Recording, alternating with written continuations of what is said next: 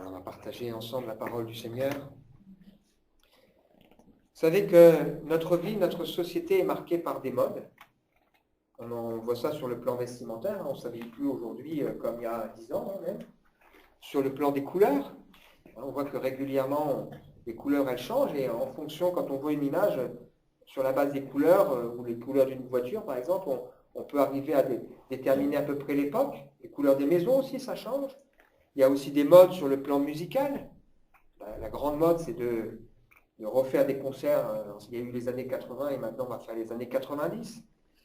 Sur le plan des loisirs, il y a aussi des modes, ou sur le plan des plaisirs, sur le plan de l'alimentation, sur la manière d'élever les enfants, même de coucher les bébés. Et on va trouver aussi ça à la télévision. Donc la mode actuelle, c'est la mode des séries. Donc on trouve ça avec les séries policières, NCIS, New York, Unité spéciale, etc. Et puis autrefois, on avait la mode des héros solitaires, et aujourd'hui, c'est plutôt des duos ou des équipes. Castle, Rizzoli, Hyde, les pompiers, les unités d'élite, etc. Et puis, il y a la mode des séries médicales. Sitôt qu'une série se termine, il y a une autre souvent qui commence, qui débute. C'est vraiment, vraiment la mode. Alors cette semaine, c'était la fin d'une série, enfin d'une saison, la saison de Good Doctor. Donc pour ceux qui connaissent cette série ou ceux qui ne connaissent pas, donc c'est l'histoire d'un jeune autiste qui est surdoué et donc qui fait des études de médecine et qui veut devenir chirurgien. Et on le voit cheminer dans un hôpital avec autour de lui aussi des gens qui sont en apprentissage. Et c'est un défi pour lui et pour ceux qui sont autour de lui. Et cette semaine, je n'ai pas vu l'épisode, mais le but de l'épisode, c'était la première chirurgie en solo. La première fois que donc ce héros de la série va opérer seul. Pendant des mois, peut-être même des années, il a assisté, il a observé, il est intervenu ponctuellement ou partiellement, mais maintenant, c'est lui qui va se lancer seul. Et on sent, quand on voit cette série, que pour le personnel médical, faire sa première chirurgie, c'est une expérience particulière. On prend conscience de sa fragilité et il faut dépasser à un moment donné sa peur. Ça va introduire le sujet de ce matin que j'ai intitulé par ce titre « À toi de jouer maintenant ». À toi de jouer. C'est le message que le Seigneur veut nous donner. On va voir ensemble ce que le Seigneur veut nous enseigner à travers ce titre. Ce n'est pas toujours aussi simple. On a l'impression qu'on a appris, qu'on sait faire, mais le jour où il faut se lancer, les choses sont souvent plus compliquées. Alors c'est vrai que depuis le début de cette matinée, de cette réunion, on échange sur l'idée que Dieu fait grâce aux humbles, mais qu'il résiste aux orgueilleux, qu'il a choisi les choses faibles, celles qu'on méprise pour que toute la gloire lui revienne. Alors on va poursuivre ensemble la découverte du dernier repas que le Seigneur partage avec ses disciples. Et on a vu que c'est un passage clé, très riche en émotions. Probablement pas le plus spectaculaire, probablement pas le plus connu, mais après ce passage, j'ai l'impression que dans la vie des disciples, plus rien ne sera comme avant. Jésus a impressionné à Cana lorsqu'il a changé de l'eau en vin. Il a impressionné lorsqu'il a guéri un paralytique qu'on a amené porté par 4 hommes ou quand il a multiplié les pains. Mais là, dans cette scène que nous sommes en train de découvrir, le Seigneur marque les esprits. On va dire, waouh, c'est quand même quelque chose de fort. Alors, je vais simplement relire le contexte, parce que là, on est en train de terminer une première partie dans ce discours, avant de lire ensemble la suite. Avant la fête de Pâques, Jésus, sachant que son heure était venue, de passer de ce monde au Père, et ayant aimé les siens qui étaient dans le monde, mit le comble à son amour pour eux. Pendant le souper, lorsque le diable avait déjà inspiré au cœur de Judas Iscariote, fils de Simon, le dessein de le livrer, Jésus, qui savait que le Père avait remis toutes choses entre ses mains, qu'il était venu de Dieu et qu'il s'en allait à Dieu, se leva de table, ôta ses vêtements et prit un linge dont il se ceignit. Jésus a une parfaite connaissance de tout. Du temps de l'humanité, des projets du diable, de Dieu qui a tout remis, le sort de l'humanité entre ses mains, d'où il vient et où il va. Et là, il fait quelque chose d'étonnant.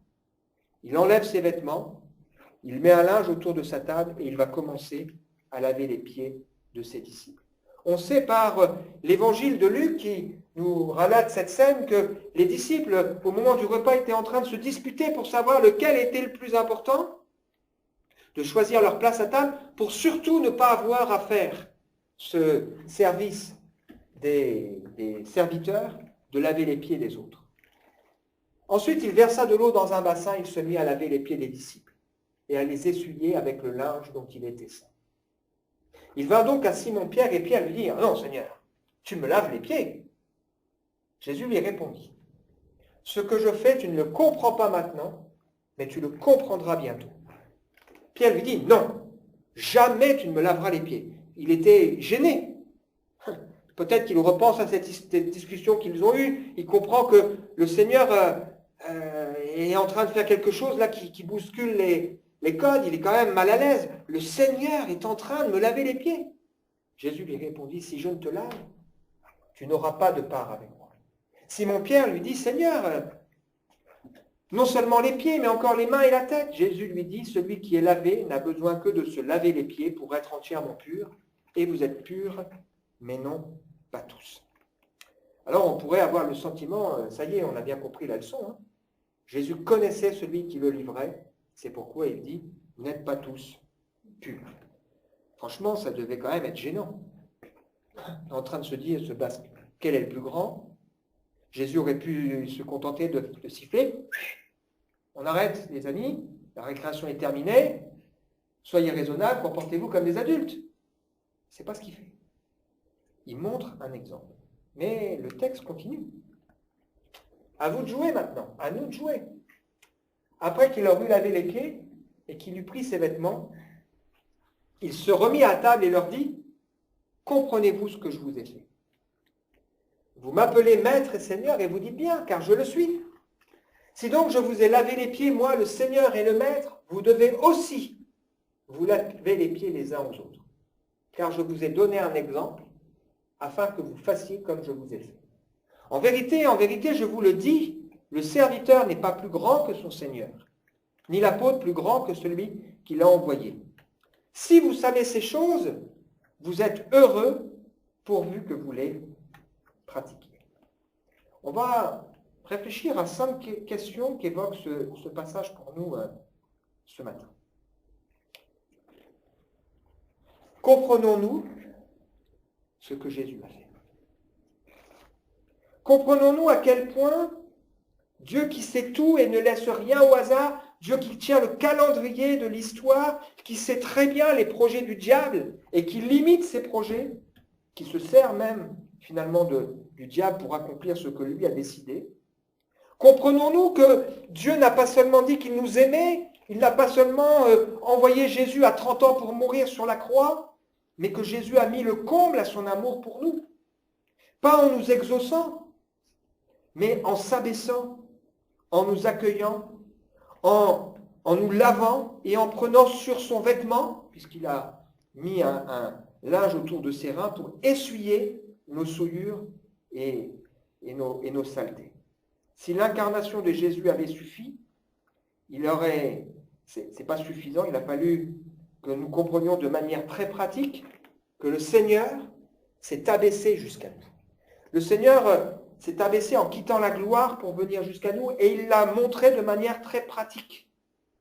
Là où les hommes cherchent à être le premier à s'écraser, là où l'homme est sans cesse en train de juger les autres, de critiquer, de revendiquer, là où il y a sans cesse des luttes de pouvoir, des alliances, des intrigues, bientôt ce sera les municipales, là où on est sans cesse en train de rechercher le profit, là où on veut du tout de suite, comprenons-nous réellement la valeur de l'amour de Dieu pour nous et de la nécessité pour chacun de nous d'être lavé et d'être lavé encore.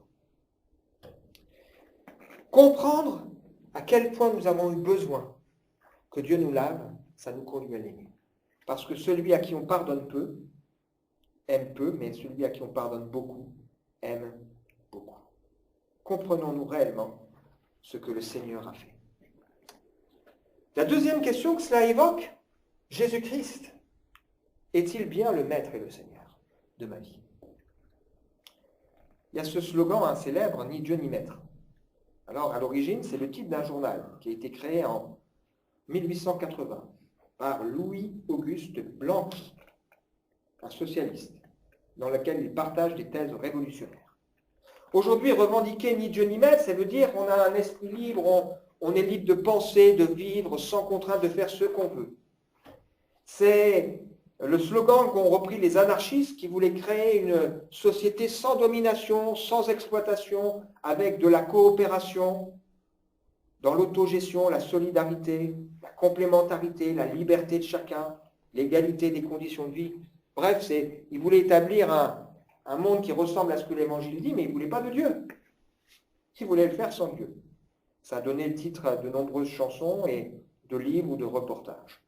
Jésus est-il bien le maître de ma vie? Lorsque le Seigneur a fait cela, il a agi à un moment où l'humilité était méprisée et considérée comme un signe de faiblesse. Remarquez que je ne suis pas sûr qu'aujourd'hui ça ait changé. L'humilité était méprisée et considérée comme un signe de faiblesse. On disait de Jésus, c'est le rabbi, c'est-à-dire celui qui enseigne, celui qu'on écoute, celui qu'on suit. Mais est-il réellement celui qui est pour nous le maître?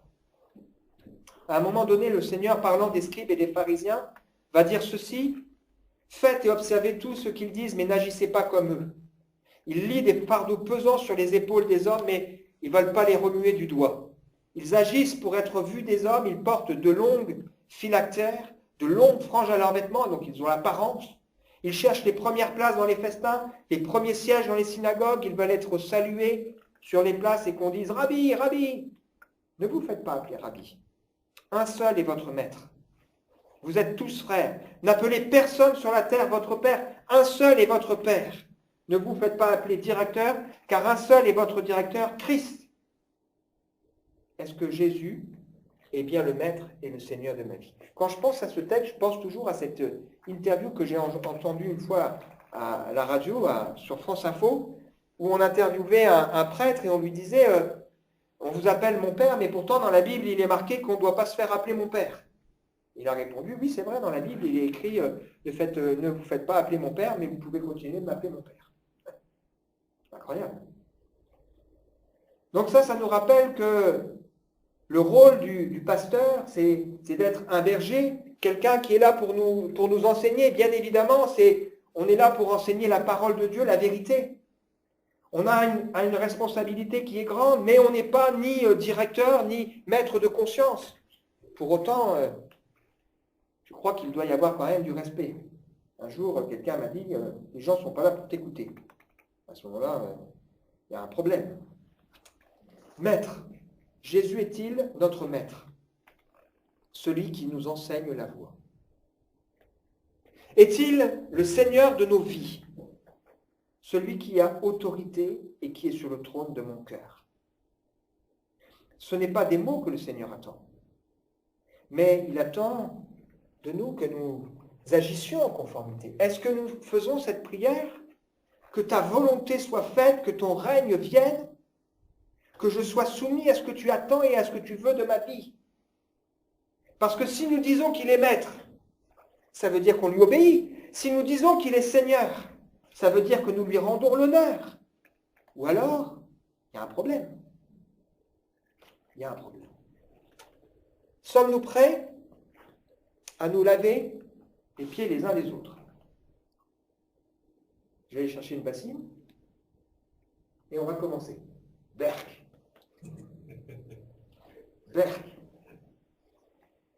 C'est pas au sens littéral. C'était une coutume de l'époque qui témoignait de l'hospitalité, mais qui témoignait aussi de l'humilité. Et c'est vrai, le service de Dieu, il passe par le service des autres. C'est ce que nous rappelle ce texte. Et il passe aussi par le fait que par moments, on accepte de faire des choses qui ne nous font pas plaisir. Ça ne m'amuse pas non plus de faire la distribution des prospectus. Ça n'amuse personne dans une église de faire le nettoyage. Mais ce sont des tâches qui sont importantes. Sommes-nous prêts à travailler à notre sanctification mutuelle? Au lieu de nous juger, au lieu de nous critiquer, sommes-nous prêts à nous soutenir, à avoir ce désir de nous voir avancer ensemble, à avoir ce désir que les uns et les autres, nous marchions fidèlement avec Dieu, peut-être à nous reprendre avec douceur, à pleurer ensemble, à rire ensemble, à porter ensemble les fardeaux, à partager ce que nous devons partager, parce que le lavage des pieds, c'est ça qu'il témoigne. Une attitude de celui qui dit « Je suis là pour toi ». Quatrième chose, avons-nous pleinement conscience que le serviteur n'est pas plus grand que son maître. C'est une expression que le Seigneur Jésus emploiera plusieurs fois dans les évangiles. Il est en train de nous rappeler que dans la vie chrétienne, il y a un prix à payer. Bien sûr, le prix, c'est lui qui l'a payé. Heureusement que le Seigneur en qui nous croyons, ce n'est pas celui qui nous dit « faites ceci, faites ceci, faites ceci », mais c'est bien celui qui nous montre l'exemple. Jésus s'est abaissé, il a souffert, il a accepté ça pour nous montrer aussi que dans la vie chrétienne, il y a cela, ça en fait partie. Croyons-nous que nous pouvons être chrétiens sans être attaqués, sans lutte et sans combat? Non. Alors autant choisir de se battre et de s'engager. Croyons-nous que si Jésus a été méprisé en tant que chrétien, on échappera à cela? Si Jésus a connu l'ingratitude, s'il a été rejeté, s'il a été incompris par sa famille, croyons-nous qu'on échappera à ça? S'il a été incompris dans ses choix, s'il a été calomnié alors qu'il faisait le bien, s'il a été persécuté, si on s'est moqué de lui, croyons-nous qu'en tant que chrétien, on y échappera? Croyons-nous que s'il a subi une méchanceté gratuite, injuste et la violence, nous, on est appelés à échapper à ça parce qu'on est plus grand que lui? Croyons-nous que si par moment il a été abandonné et trahi, s'il n'a pas toujours été le bienvenu, s'il a dérangé, s'il a mis mal à l'aise, croyons-nous que nous, en tant que chrétiens, on échappera à la règle? Mais heureusement, à d'autres moments, le Seigneur a été écouté, accepté, aimé et reconnu. Et le témoignage, c'est aussi de s'attendre à ce que le Seigneur mette sur notre route des gens qui vont accepter, écouter, reconnaître la vérité. Un aveugle peut-il conduire un aveugle? Le disciple n'est pas plus grand que le maître, mais tout disciple sera comme son maître. On voit parfois la paille dans la poutre, la paille dans l'œil de son voisin, et on ne voit pas la poutre dans le sien. Qu'est-ce que nous dit le Seigneur dans ce passage? Il nous dit que si on veut pouvoir aider quelqu'un qui est là avec une paille dans sa vie, c'est parce que nous-mêmes, on aura expérimenté que le Seigneur aura enlevé de nos cœurs, de nos vies, des poutres. Il aura transformé des choses dans nos cœurs et dans nos vies. Et on ne regardera pas l'autre de la même manière. C'est parce que j'ai conscience que je ne suis pas digne, que je crois que quelqu'un qui me paraît tellement loin de Dieu, il peut entendre l'Évangile. C'est parce que je crois que quelqu'un peut changer, parce que moi-même, le Seigneur a changé ma vie, que je prie et que j'ai confiance en Dieu. C'est parce que je crois que quelqu'un qui ne s'intéresse pas aux choses de Dieu peut un jour, avoir un changement d'attitude par la révélation de Dieu, parce que je l'ai moi-même expérimenté. Un jour, dans l'évangile de Matthieu, la mère de Jacques et de Jean, les fils de Zébédée, vient trouver Jésus. Jésus lui dit, qu'est-ce que tu veux? Ordonne que mes deux fils soient assis l'un à ta droite, l'autre à ta gauche. Les autres disciples sont choqués. Et il dit, pouvez-vous boire la coupe que je vais boire? Ils disent, bah oui, on peut. Vous ne comprenez pas ce que ça veut dire. Ils disent, c'est vrai, vous allez boire cette coupe. Sous-entendu, vous allez aussi souffrir. Les chefs des nations les tyrannisent et les grands les asservissent. Qui veut être grand parmi vous, qu'il soit aussi votre serviteur? Si le monde vous hait, souvenez-vous de la parole que je vous ai dite, le serviteur n'est pas plus grand que son maître. S'ils m'ont persécuté, ils vous persécuteront.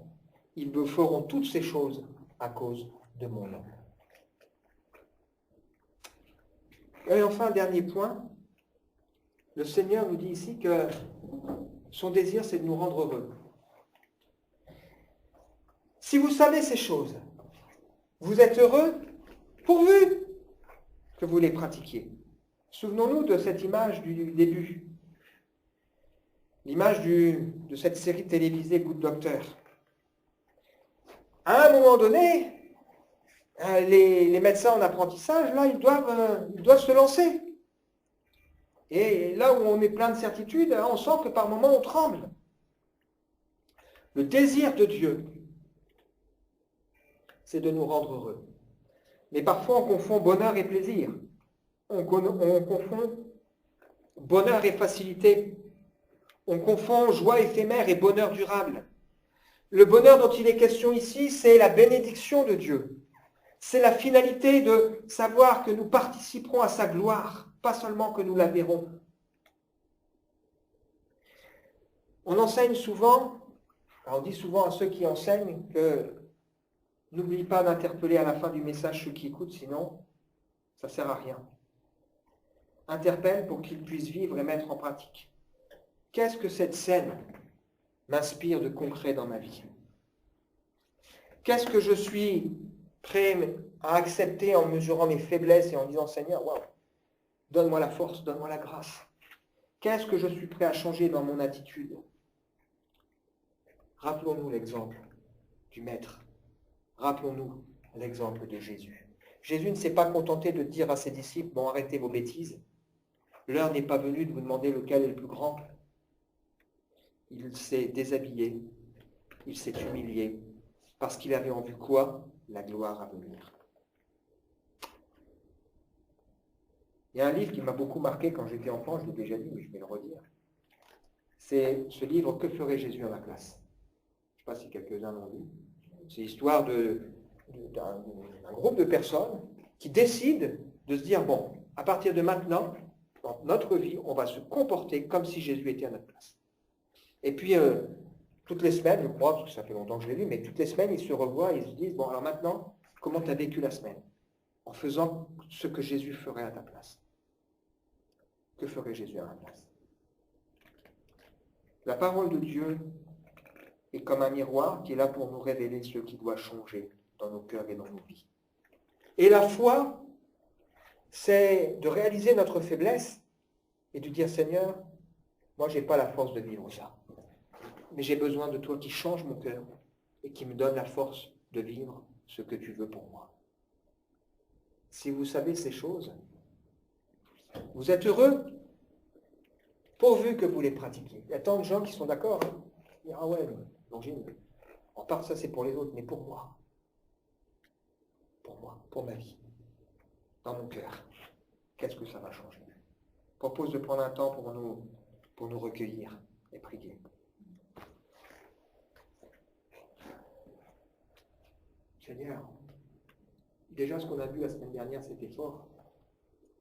Imaginez cette scène de Jésus qui, alors qu'il doit déjà se concentrer sur ce qu'il va vivre, son arrestation, ses souffrances, son agonie, il prend le temps encore de se mettre à genoux devant les disciples pour laver les pieds. Lui, le Maître et le Seigneur. Et cette semaine, Seigneur, je trouve que le message, il est fort aussi. Puisque tu nous dis à toi de jouer maintenant. Qu'est-ce qu'on est prêt à faire pour toi, Seigneur? Ce matin, je veux prier en disant, Père qui es aux cieux, que ton nom soit sanctifié, que ton règne vienne, que ta volonté, Seigneur, soit faite. Effectivement, donne-nous notre pain quotidien, pardonne-nous nos offenses, Seigneur, comme nous-mêmes pardonnons à ceux qui nous ont offensés. Ne nous induis pas en tentation, délivre-nous du mal, c'est à toi qu'appartient au siècle des siècles le règne.